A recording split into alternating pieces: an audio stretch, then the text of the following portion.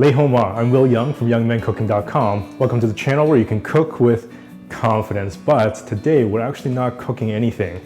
I'm just going to show you this new pan that I purchased and I've been actually using for a few months. I bought 2 of these. This is a carbon steel frying pan and it actually comes quite shiny.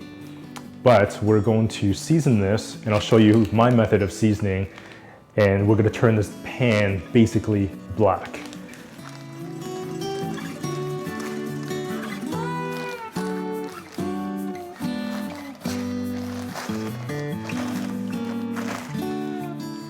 Right, so first things first, this pan is from a company called Ballarini, and it is an Italian company. I had to jump through a few hoops to get this pan because they actually apparently don't make this pan in Canada for Canada customers anymore. But this pan is good for gas, electric, induction, and oven as well, because it's literally, the entire pan is literally just metal. Beautiful. Now when it comes in the mail, sometimes because it's actually coated in a bit of a wax, sometimes they do have stains on it. So this time they do have stains on it. So we could give this a bit of a scrub and a bit of a wash before we start the seasoning process. And I promise it's quite painless. Give the pan a good scrub with a scouring pad and some warm soapy water.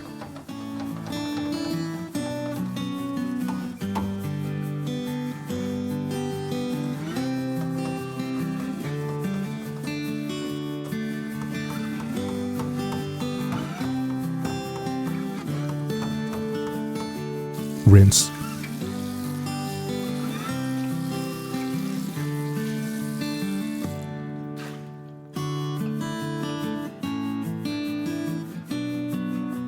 Dry the pan off with a paper towel.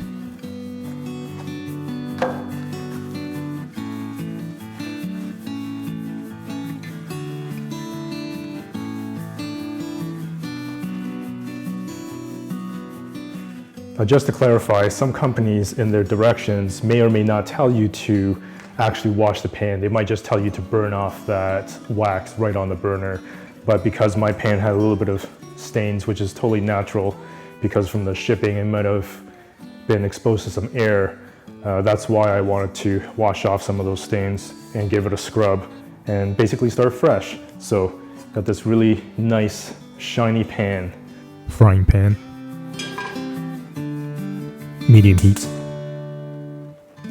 So that heat is actually going to dry off some of that excess moisture we couldn't wipe off the pan by hand. And at the same time, because it's a new pan, you'll start to see this pan start to change color. Let the pan heat up for 10 to 15 minutes. You'll start to see the pan change color.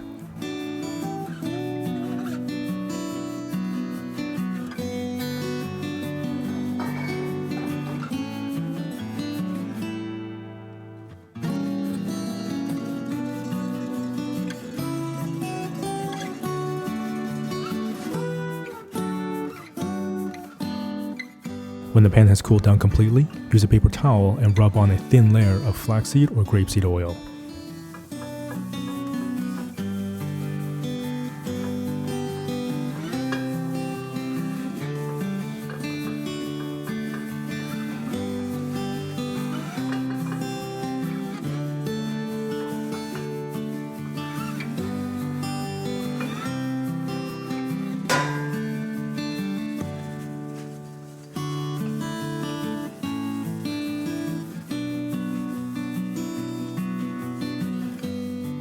Fold the paper towel onto a clean side and go over the pan again. This will get rid of any excess oil and give it a truly thin layer.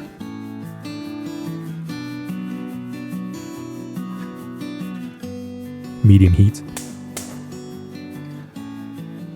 Let the pan heat up for about 5 minutes.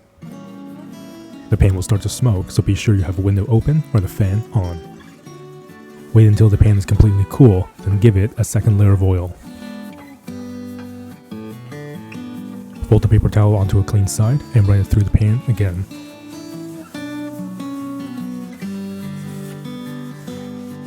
Medium heat. Let the pan heat up again for 5 minutes. Wipe off any excess oil with a clean paper towel. Ideally, do this while the pan is still warm, but be very careful or use tongs. I just so happen to have a Beyond Meat burger sitting in the fridge, so why not fry it up? Medium heat. Give the pan a few minutes to heat up. About a tablespoon of olive oil. Burger.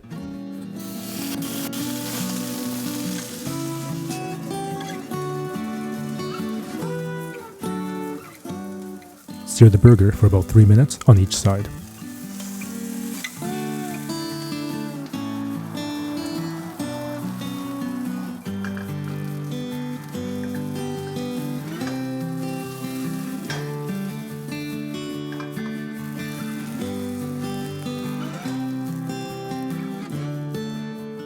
To clean, simply scrape the pan with a wooden spatula and some hot water. Wipe the pan dry with a paper towel.